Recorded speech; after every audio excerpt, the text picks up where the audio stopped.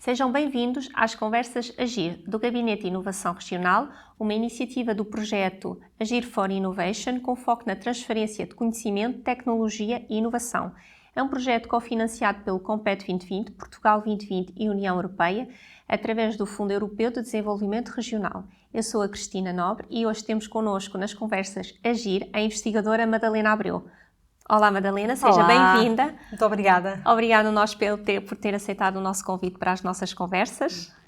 A Madalena é doutorada em Gestão em especialidade em Marketing pelo ISCTE, doutorada igualmente em Negócios pela University of the West of London Bristol Business School, atualmente professora adjunta de Marketing e Gestão no Instituto Superior de Contabilidade e Administração do Politécnico de Coimbra, coordenadora da pós-graduação em captação de recursos, da pós-graduação em eventos, protocolo e comunicação estratégica e pós-graduação em branding territorial. A Madalena é investigadora da Coimbra Business School, do Centro de Investigação, igualmente autora do livro português Marketing Religioso e participa em diversas instituições de caridade e atividades de voluntariado. As principais áreas de investigação e de interesse são o marketing, a gestão de marcas, eventos e comunicação estratégica. O branding territorial é o tema que nos traz aqui hoje. Madalena, começo por lhe perguntar quais as grandes fases de trabalho nesta área do branding territorial? Olha, a primeira fase, como é óbvio em qualquer área de gestão, não é? E marketing é uma área, uma sub-área, não é? Como disciplinar da área de gestão, é fazermos o diagnóstico. O que é que se passa? O que é agora? O que é que está a acontecer? Não é? Não podemos passar a nada da operacionalização antes de primeiro perceber o que é que nós estamos a falar. Qual é o território? Quem é que mora cá? O que é que se tem passado? O que é que se tem desenvolvido? Que ações é que tem havido? Quer em branding, quer em turismo. Portanto, essa é a primeira fase. Fazer um diagnóstico, um levantamento da situação atual. E só para temos que saber muito bem onde é que as pessoas estão, vivem, como é que sentem o território, quem é que se move, quem é que visita aquele território, quais são os pontos de interesse. E depois deste primeiro grande levantamento, e que cada vez é maior porque se faz mais na área do branding territorial, é que podemos passar a uma fase que nós chamamos estratégica, que será uma segunda fase, não é? Uma segunda fase de estudo. Sim. E nesta investigação, quais são os objetivos estratégicos? Bem, os objetivos estratégicos começa a perceber e tem que se falar com precisamente os decisores de cada local, de cada espaço onde nós queremos intervir. Nomeadamente, se estivermos aqui a pensar no espaço, por exemplo, cidade de Coimbra, quem poderá ser os decisores a quem nós nos vamos dirigir e perguntar e trabalhar? Grandes decisores, por exemplo, quem está numa Câmara Municipal ou quem está na região Centro Turismo. Não é? Temos que perceber o que é que se quer estrategicamente. Qual é que é a área estratégica em termos do território que é preciso trabalhar? Qual é que é o nosso foco de interesse? Portanto, e só depois de perceber com os atores locais o que é necessário mover, o que é necessário modificar, é que nós pensamos o que é o obviamente, o que são os objetivos estratégicos, por onde é que vamos. Não é? Qual o caminho a seguir? Exatamente. É uma maneira ótima de dizer o que é estratégia, caminho a seguir, rumo a seguir. Não é? Exatamente. Uma direção. E depois, como é que constrói esta identidade? Esta identidade, olha, como é que é construída? De uma maneira que assim as pessoas em geral logo possam perceber do que é que estamos a falar. A identidade começa pelas pessoas que moram na Terra, pelas memórias do sítio, pelas histórias, pelas narrativas que vão sendo contadas ao longo dos anos. Essa é a primeira área que nós temos que trabalhar. O sentimento global que existe, mas de quem vive, de quem sente, de quem é ator, de quem sempre viveu.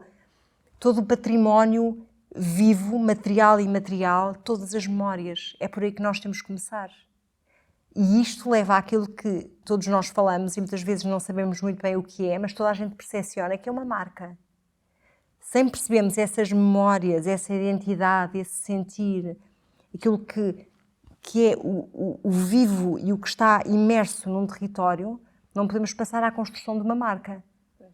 Não podemos... Essa marca realmente é reveladora, a primeira cartão de identidade que revela a identidade daquele local.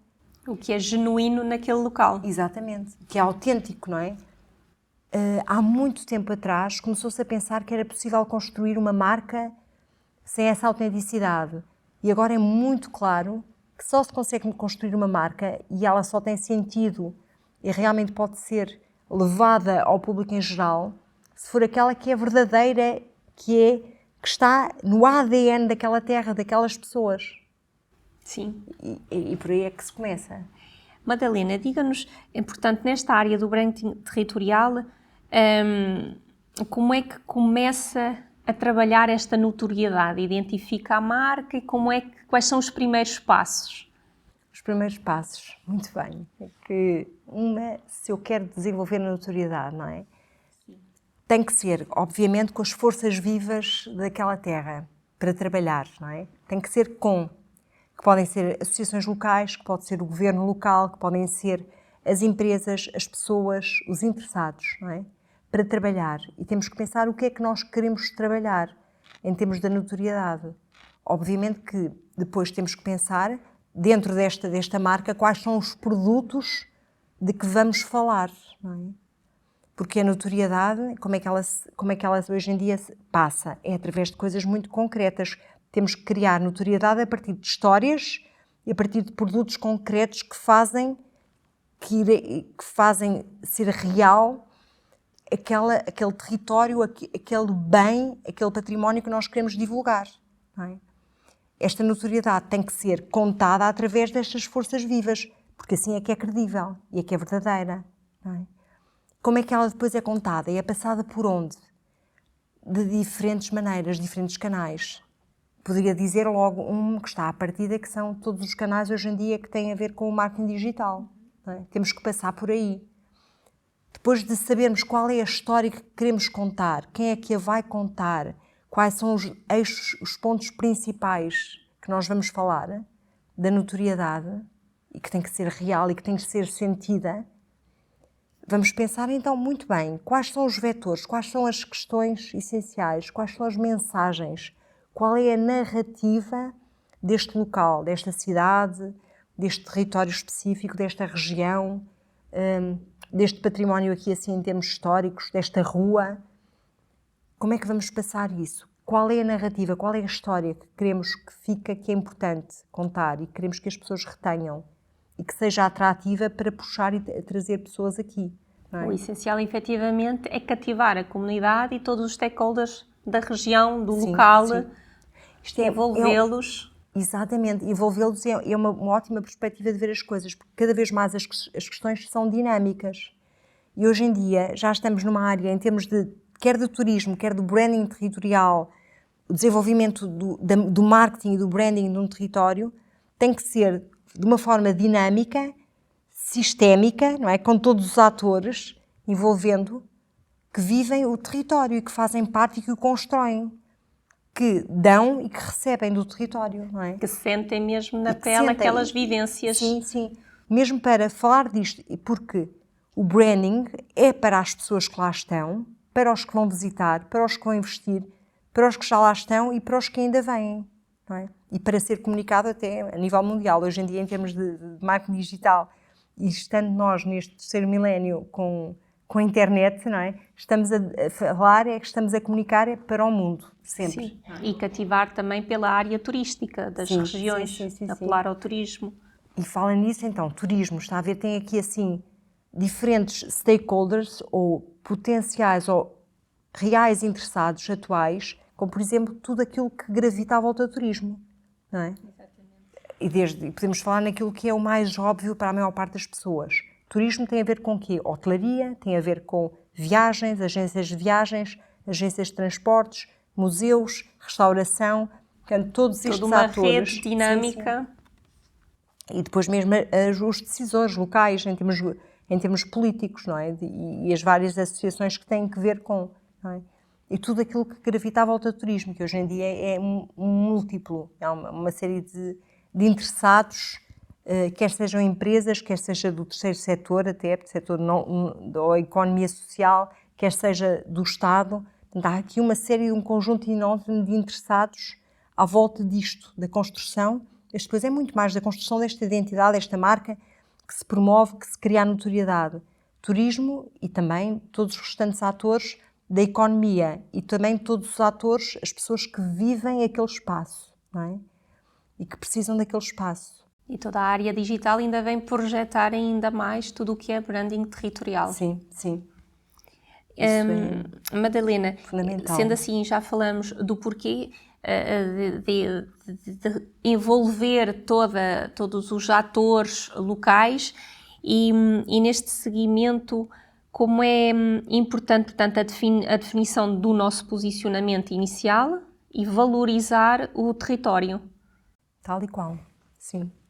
Essa é essencial, não é? Esta identidade, esta marca genuína, que é vivida, que é sentida, cada vez mais nós temos que ir fundo e perceber o que é endógeno, o que é que faz parte, o que é que está na memória coletiva, não é? Depois, em termos com os recursos que a própria o local tem, viver e comunicá-los. E tudo isto é aquilo que é comunicado, que é vivido, que é oferecido. Exatamente. E como é que a Madalena, enquanto investigadora, nos pode transmitir, dizer os principais pontos de ativação da marca no território? Quais são os pontos essenciais para ativar uma marca no território? Haver um trabalho estratégico de consciencialização de todos os atores desse território, de qual é a marca, de qual é o posicionamento, de quais são as ofertas, quais são os pontos-chave. Este meu território, isto é posicionamento, distingue-se dos outros porquê?